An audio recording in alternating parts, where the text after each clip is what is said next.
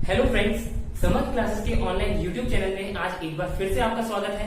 जैसा कि आपने देखा कि हम अपना मूल कंसेप्ट कंटिन्यू कर रहे थे और मैंने बताया था कि अब हम जो अगला टॉपिक शुरू करने वाले हैं वो है ऑक्सीडेशन रिएक्शंस। तो ऑक्सीडेशन रिएक्शंस पहले समझने से पहले हमें एक बार एक ऑक्सीडेशन नंबर का आइडिया होना चाहिए कि पूरे जो हमारे जनरल एलिमेंट्स है जो हमारे यूज आते हैं उनके ऑक्सीडेशन नंबर क्या होते हैं, जनरल केसेस और थोड़े बहुत एक्सेप्शनल केसेस आज हम देखने वाले हैं। तो चलो शुरू करते हैं। सबसे पहले ऑक्सीडेशन नंबर होता क्या है, तो इसकी डेफिनेशन पढ़ते हैं। This is the residual charge on the atom in a molecule when all other atom of that molecule are removed as their ion. ये क्या बोल रहे हैं कि मान लीजिए आपका एक मॉलिक्यूल है, अब उसमें किसी एक एटम का आपको निकालना है ऑक्सीडेशन नंबर। तो आपको कैसे निकालेंगे, आप जब उस एटम के अलावा सारे के सारे एटम्स को रिमूव कर देंगे उस मॉलिक्यूल से, किस फॉर्म में, उनके आयन फॉर्म में। तो जो एटम पे आपका चार्ज बचेगा, जो भी उस एटम पे चार्ज बचा वही उसका उस मॉलिक्यूल में ऑक्सीडेशन नंबर होने वाला है। अब इसमें एक चीज ध्यान दीजिएगा, मैंने बोला उस मॉलिक्यूल में, उस मॉलिक्यूल से मतलब एक एटम का डिफरेंट ऑक्सीडेशन नंबर हो सकता है डिफरेंट मॉलिक्यूल में। तो ये जो आपकी ऑक्सीडेशन नंबर की डेफिनेशन है ये मॉलिक्यूल डिपेंडेंट है। तो यहाँ पे आप बोलेंगे कि जो भी चार्ज बचा है, रेसिडुअल चार्ज मतलब जो भी बचेगा कब, जब आपने उस मॉलिक्यूल से सारे के सारे एटम्स निकाल दिए, किस फॉर्म में, उनकी आयन की फॉर्म में। तो जो उस एटम पे चार्ज बचेगा वही आपका क्या होगा, उसका ऑक्सीडेशन नंबर होने वाला है उस मॉलिक्यूल में। तो चलो अब देखते हैं जनरली रूल्स क्या होते हैं ऑक्सीडेशन नंबर निकालने के। तो अब हम इनकी तरफ चलते हैं। सबसे पहले आता है oxidation number, ON oxidation number of an element in free state और एरोट्रोपिक फॉर्म इज ऑलवेज 0। मतलब अगर आप किसी भी प्योर फॉर्म की बात करें या फिर किसी की एरोट्रोपिक फॉर्म, जैसे कार्बन ब्लैक हो गया, कार्बन जब डायमंड फॉर्म में है, किसी भी फॉर्म में जब वो अपने नेचुरल फॉर्म में है, तो उसका जो ऑक्सीडेशन नंबर होने वाला है वो हमेशा क्या होने वाला है, 0 होने वाला है। यहाँ पे कुछ एग्जांपल्स लिखे मैंने। O2 ऑक्सीजन जब एयर में प्रेजेंट होती है, उसकी नेचुरल फॉर्म क्या है, O2 की फॉर्म में प्रेजेंट होती है, तो उसका ऑक्सीडेशन नंबर क्या होने वाला है, 0 होने वाला है। सिमिलरली Cl2 क्लोरीन गैस की फॉर्म में जब प्रेजेंट होती है तो वो क्या होने वाला है उसका 0। N2 S4 ऐसे ही आप फ्लोरीन गैस सब का लेंगे तो जब वो अपने एलिमेंटल स्टेट में है या एरोट्रोपिक फॉर्म में है तो उनकी ऑक्सीडेशन नंबर क्या होने वाली है, 0 होने वाली है। अब चलते हैं next, oxidation number of alkaline metal. Alkaline metal कौन सा होता है, फर्स्ट ग्रुप हमारा जो हमारा Na सोडियम वाला ग्रुप है उसकी बात कर रहे हैं। तो oxidation number of alkaline metal in their compound is always 1। मतलब Na इसका जब भी आप ऑक्सीडेशन नंबर निकालेंगे उसके कंपाउंड में तो क्या होने वाला है, +1 होने वाला है बिना किसी एक्सेप्शन के। मेटल एल्कलाइन मेटल क्या होता है, उसका +1 होने वाला है। सेकंड, जब आप oxidation number of alkaline earth metal, second group, alkaline earth metal कौन सा ग्रुप हुआ, सेकंड ग्रुप की आप बात करें उनके कंपाउंड में तो उनका क्या होने वाला है, +2 होने वाला है। मैग्नीशियम वाले ग्रुप की हम बात कर रहे हैं तो उनका क्या होगा, +2 आपका ऑक्सीडेशन नंबर होने वाला है जब वो अपनी कंपाउंड स्टेट में है। तो इससे क्या पता लगा, इसमें भी कोई एक्सेप्शन नहीं है। हर बार जब भी वो अपने कंपाउंड स्टेट में है तो एल्कलाइन अर्थ मेटल की क्या होने वाली है, आपकी +2 ऑक्सीडेशन स्टेट होने वाली है। आप सिंपली MgO की बात करें, एग्जांपल अगर मैं लेता हूं MgO, आपको पता है ऑक्सीजन का जो ऑक्सीडेशन नंबर होगा वो किस पे डिपेंड कर रहा है, Mg पे। Mg का क्या बोला हमने, सेकंड ग्रुप है, एल्काइल अर्थ मेटल है, तो Mg का क्या होने वाला है, +2 होने वाला है। तो Mg का यहाँ पे होने वाला है +2 ऑक्सीडेशन नंबर। सिमिलरली अगर हम ऊपर एल्कलाइन मेटल की बात करें तो Na2 एक हमारा एग्जांपल है,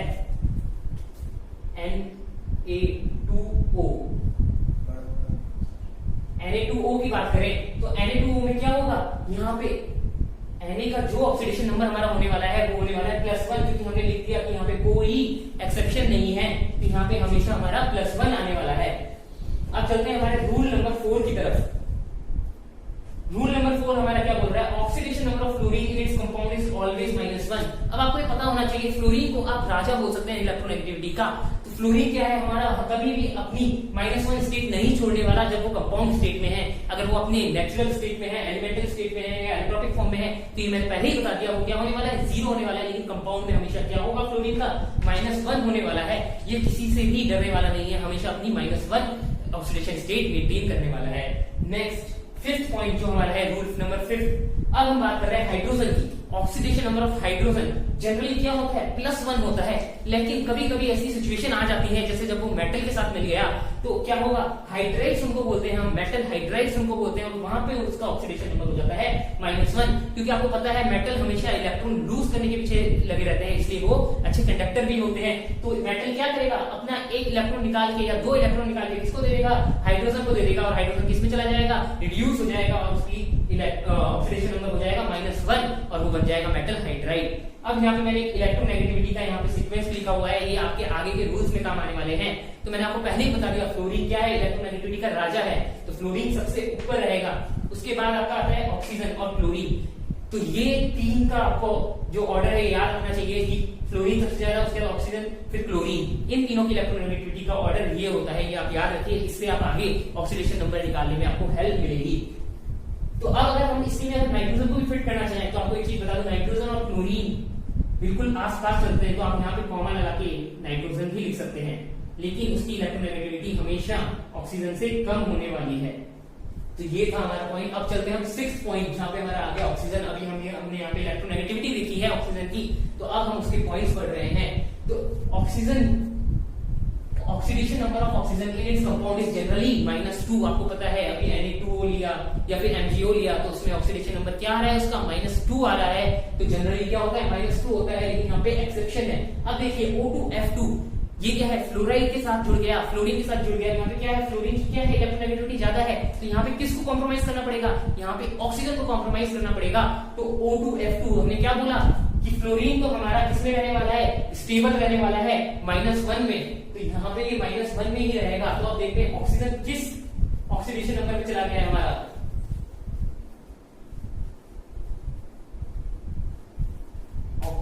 ऑक्सीजन की बात करें हम, तो ऑक्सीजन के ऑक्सीडेशन नंबर निकालना है, तो O2F2 यहाँ पे क्या है, फ्लोरीन किसमें होगा, -1 में। हमें पता है कि हर कंपाउंड में होता है -1 पे, ऑक्सीजन का हमें नहीं पता, ये निकालना मैं आपको पढ़ाऊंगा भी आगे, रूल भी आ रहा है। लेकिन अभी देखिए, तो यहाँ पे 2 आइटम है ऑक्सीजन के, तो 2 into x, तो 2x लिख सकते हैं इसको, 2x -2 equal to total charge क्या है मॉलिक्यूल पे 0, तो यहाँ पे x आपका निकल के आया -1। तो आप यहाँ पे पाएंगे कि जो ऑक्सीडेशन स्टेट है ऑक्सीजन की वो है -1, जनरली क्या होती है -2 होती है। और वही बात अगर हम OF2 की करें, OF2, तो यहाँ पे फ्लोरीन -1 में राजा है, वो कहीं नहीं जाएगा, तो oxygen x -2 is equals to 0, तो x आपका आ गया, सॉरी ये +1 आएगा, थोड़ा गलती हुई यहाँ पे, और यहाँ पे आएगा आपका +2। तो यहाँ पे देखिए ऑक्सीजन यहाँ पे प्लस में चला गया है, तो ये क्या हुआ, यहाँ पे ऑक्सीजन को क्या करना पड़ा, कॉम्प्रोमाइज करना पड़ा, इलेक्ट्रोनेगेटिविटी फ्लोरीन की ज्यादा थी, इसलिए यहाँ पे +2 ऑक्सीडेशन स्टेट में, यहाँ पे +1 ऑक्सीडेशन स्टेट में हमारा ऑक्सीजन चला गया है। क्यों, क्योंकि फ्लोरीन की वजह से, फ्लोरीन से क्या है, ज्यादा ताकतवर है, ज्यादा इलेक्ट्रोनेगेटिव है, तो उसकी पावर ज्यादा हुई, इसलिए ऑक्सीजन को कॉम्प्रोमाइज करना पड़ा। सेकंड, पर ऑक्साइड काफी कॉमन है, हाइड्रोजन पर ऑक्साइड आपने सुना होगा H2O2, जिसको आप जानते हैं। अब ये क्या है, पर ऑक्साइड में आपकी जो ऑक्सीडेशन स्टेट होती है ऑक्सीजन की, वो होती है -1। यहाँ पे मैंने पर ऑक्साइड का फॉर्मूला लिखा है O22 नेगेटिव।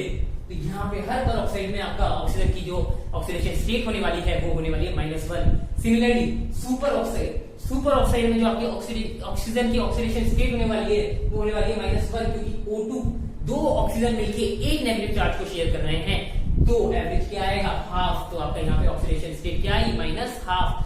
सिमिलरली आप ओजोनाइड की बात करें, ओजोनाइड में क्या होता है, 3 ऑक्सीजन मिलके एक नेगेटिव चार्ज को कैरी कर रहे हैं, तो यहाँ पे -1/3 इसकी ऑक्सीडेशन स्टेट आ जाएगी।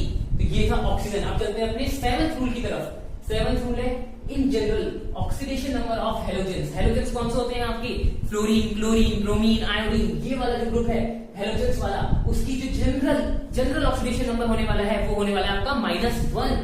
लेकिन अब बात करें वही चीज, अगर उससे ताकतवर कोई एलिमेंट आ गया, मतलब क्या बोला है, but if halogens are attached with more electronegative atom, मतलब उससे ज्यादा ताकतवर अगर कोई एटम आ जाता है, हेलोजन से ज्यादा ताकतवर कोई एटम आ जाता है, तो वो क्या शो करने लग जाते हैं, पॉजिटिव ऑक्सीडेशन नंबर शो करने लग जाते हैं।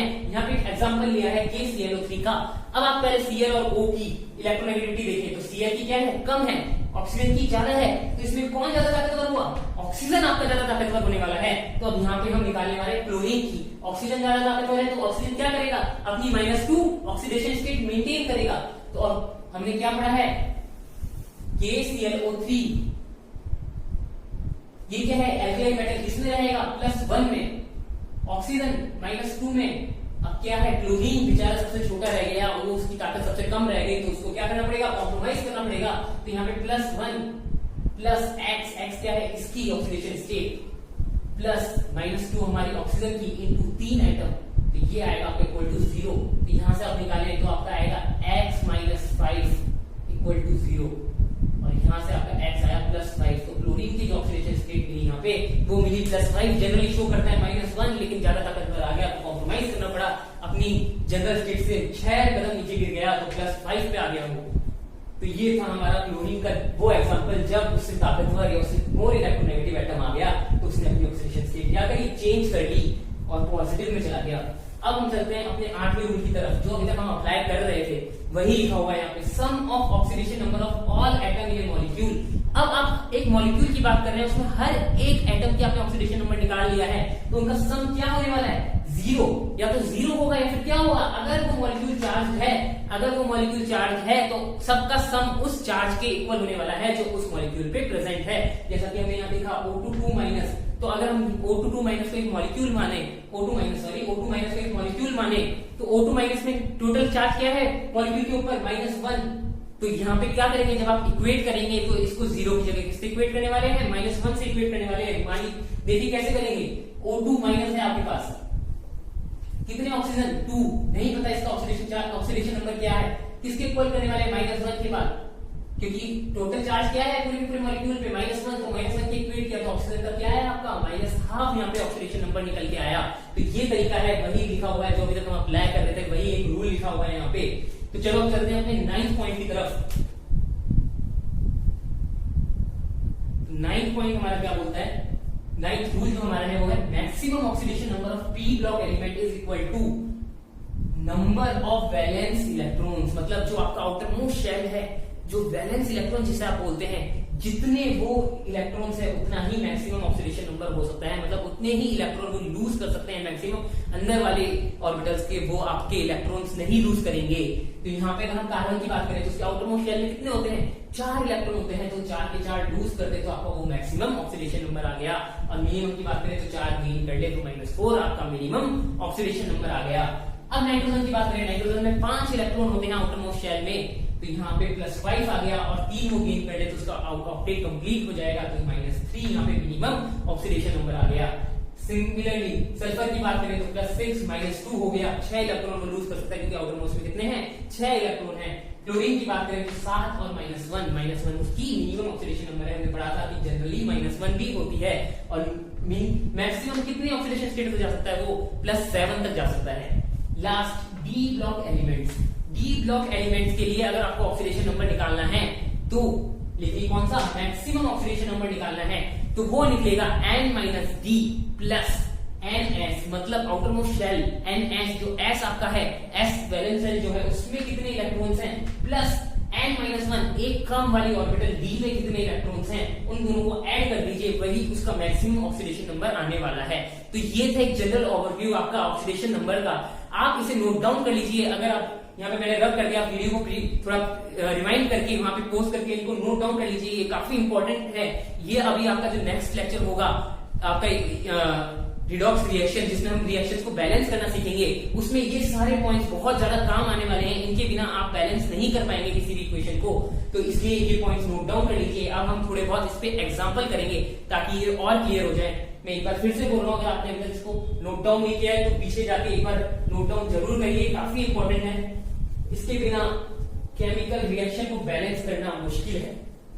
आपको बार बार फिर जब तक ये याद नहीं होगा, बार बार अपने नोट्स रिपीट करने पड़ेंगे, लर्न करने पड़ेंगे। इसलिए अच्छा है अभी के अभी इसको याद करें, नोट डाउन करें, लिख के प्रैक्टिस कर लें। और अभी आपको और अच्छी प्रैक्टिस के लिए मैं आपको इसके कुछ एग्जांपल्स करा देता हूं। तो सबसे पहले हमारा एग्जांपल है KMnO4। अब आपको पता है कि क्या है, एल्कली मेटल है, इसमें जाने वाला है +1 में। ऑक्सीजन किसमें जाएगा, जनरली -2 ऑक्सीडेशन स्टेट में। अब हम क्या करेंगे, फॉर्मूला लगाएंगे, अपना 8th रूल यहाँ पे लगा रहे हैं। तो क्या होने वाला है, +1 प्लस, इसका पता है हमें नहीं पता, तो तो इसका क्या लिखेंगे x, Mn की हमने मान ली x है, प्लस ऑक्सीजन की कितनी है -2, कितने ऑक्सीजन आइटम 4, टोटल मॉलिक्यूल पे क्या चार्ज है 0, तो इसको किसके इक्वेट करेंगे 0 के इक्वेट करेंगे, तो यहाँ पे इसको कैलकुलेट करेंगे तो आपका आएगा x - 7 = 0, तो x आ गया आपका +7। आपको पता लग गया कि जो आपका Mn है उस पे +7 चार्ज है। तो ये था हमारा एक एग्जांपल। अब चलते हैं नेक्स्ट एग्जांपल की तरफ, CaH2। ये एग्जांपल है आपका मेटल कार्बाइड का, जो मैंने एग्जांपल दिया था कि जनरली आपका क्या होता है हाइड्रोजन +1 में रहता है, लेकिन जब कोई मेटल आ जाए, उससे ताकतवर चीज आ गई, तो वो क्या करेगा, उसको भी अपनी ऑक्सीडेशन स्टेट कॉम्प्रोमाइज करनी पड़ेगी। यहाँ पे क्या कर रहे हैं, इलेक्ट्रॉन लेना ही पड़ेगा। कैल्शियम का कितना होता है +2, हाइड्रोजन का नहीं पता कितने हाइड्रोजन है 2, 2x = टोटल चार्ज कितना है मॉलिक्यूल पे 0, तो आपका क्या आ गया 2x = -2, तो x क्या है यहाँ से निकल के -1। आपको पता लगा कि ये हाइड्राइड है, -1 में आपका हाइड्रोजन एग्जिस्ट कर रहा है। अब यहाँ पे थोड़ा सा आपको ध्यान देना होगा किसकी आपको निकालनी है और किसकी आपको पता है। तो ये पॉइंट्स जब तक आपको याद नहीं होंगे, यहाँ पे मैंने रब कर दिए, जब तक ये 10 के 10 पॉइंट्स आपको याद नहीं होंगे, थोड़ा आपको डिफिकल्टी आएगी, तो थोड़ा याद करने का ट्राई कीजिए। नेक्स्ट हमारा एग्जाम्पल है CrO5, CrO5। अब यहाँ पे हम इसकी ऑक्सीडेशन स्टेट निकालने वाले हैं CrO5 की। तो यहाँ पे ऑक्सीजन की क्या होने वाली है आपकी -2, ऑक्सीजन नॉर्मली किसमें रहेगा -2 में, तो x -2 x प्लस -2 इंटू कितने ऑक्सीजन 5, कितना होने वाला है टोटल चार्ज कितना है 0, x आपका किसमें निकला +10। तो यहाँ पे आपको पता लगा कि क्रोमियम किसमें एग्जिस्ट कर रहा है +10 ऑक्सीडेशन स्टेट में, यहाँ पे क्रोमियम एग्जिस्ट कर रहा है। तो चलो नेक्स्ट की बात करें। नेक्स्ट हमारा हमारा हेलोजन वाला एग्जांपल था, यहाँ पे हेलोजन हमने बताया था, एक और उसका एग्जांपल लेते हैं, वो है Br3O8। अब यहाँ पे देखिए ब्रोमीन, अब आपको पता है कि फ्लोरीन सबसे ज्यादा इलेक्ट्रोनेगेटिव, फिर ऑक्सीजन, फिर क्लोरीन, और ब्रोमीन की इलेक्ट्रोनेगेटिविटी क्या होती है क्लोरीन से कम ही होती है। इसका क्या मतलब है ऑक्सीजन से भी उसकी इलेक्ट्रोनेगेटिविटी कम होने वाली है। तो ज्यादा ताकतवर कौन, ऑक्सीजन। कौन रहेगा अपनी बेसिक जनरल ऑक्सीडेशन स्टेट में, ऑक्सीजन। तो यहाँ पे क्या पता लगा 3x plus -2 into 8 equal to total charge क्या 0। तो यहाँ से क्या पता लगा 3x इज प्लस का 16x equals to 16/3।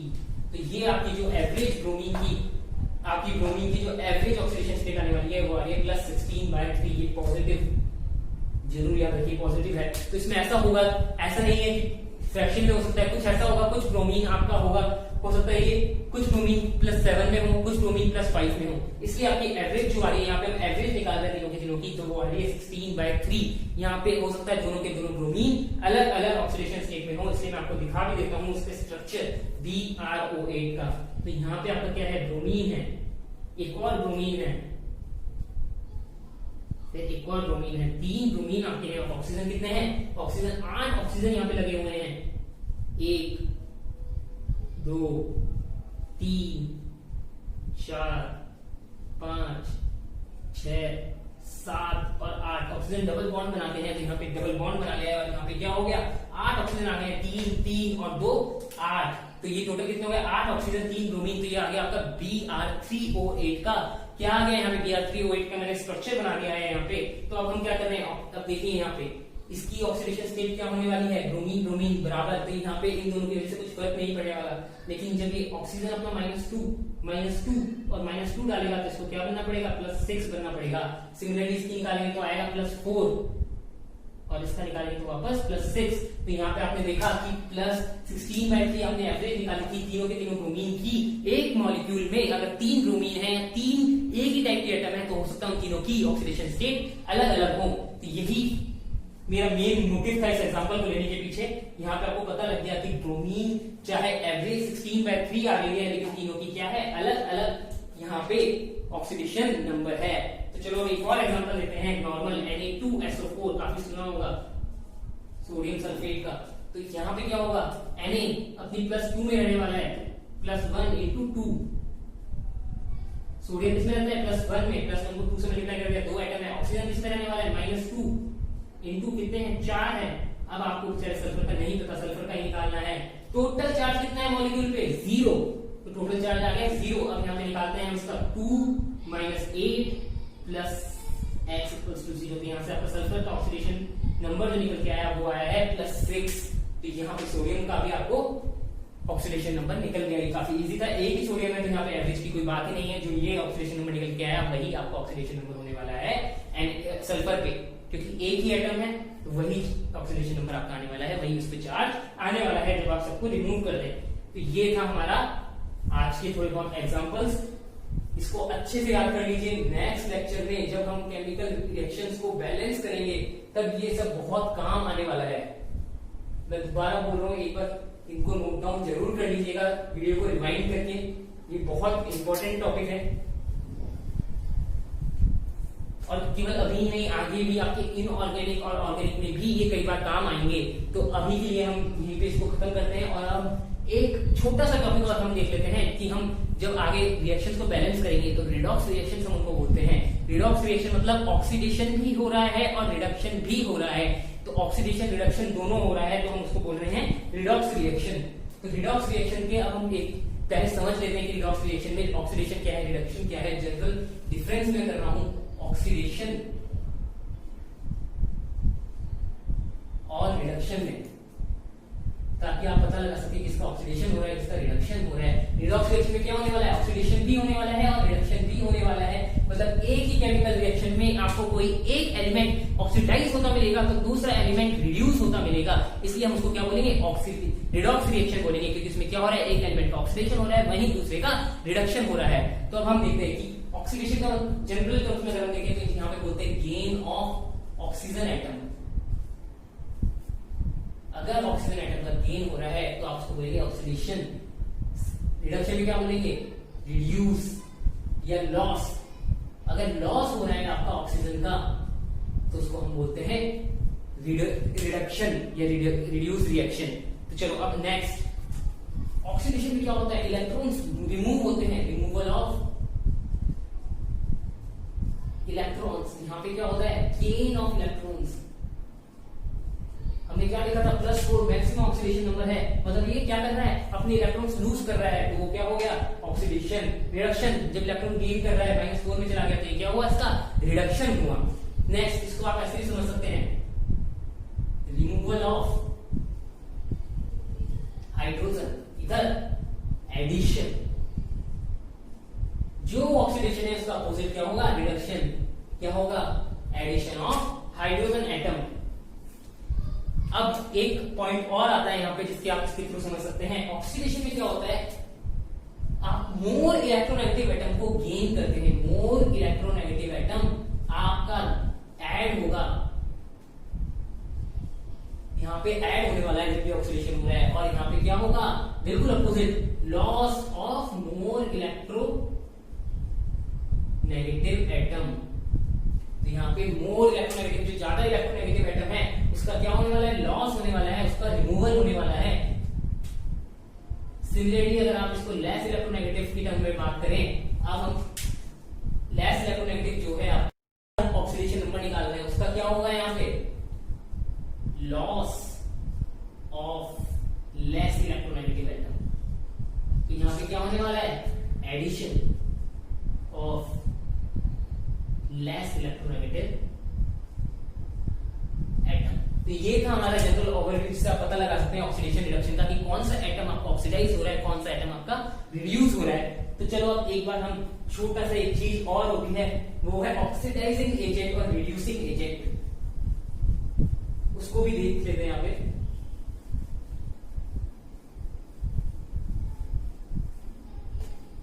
Oxidising agent, oxidising agent क्या होता है, नॉर्मल है, एजेंट है, ऑक्सीडाइजिंग है, तो क्या करेगा, दूसरे को ऑक्सीडाइज करेगा। और रिड्यूसिंग एजेंट क्या होगा, जो दूसरे को रिड्यूस करेगा, रिड्यूसिंग एजेंट। यहाँ पे आपको पता लग गया ऑक्सीडाइजिंग एजेंट किसे बोलने वाले हैं, जो किसी दूसरे एलिमेंट को क्या करे, ऑक्सीडाइज करे। और रिड्यूसिंग एजेंट किसको बोलने वाले हैं, जो दूसरे एलिमेंट को रिड्यूस करे। तो इससे क्या हुआ, ऑक्सीडाइज अदर।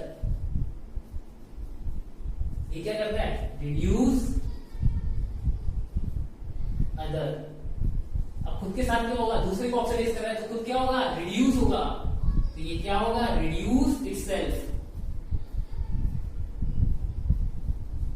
और ये क्या होगा, दूसरे को रिड्यूस कर रहा है तो खुद क्या होगा, ऑक्सीडाइज होगा, ऑक्सीडाइज इटसेल्फ।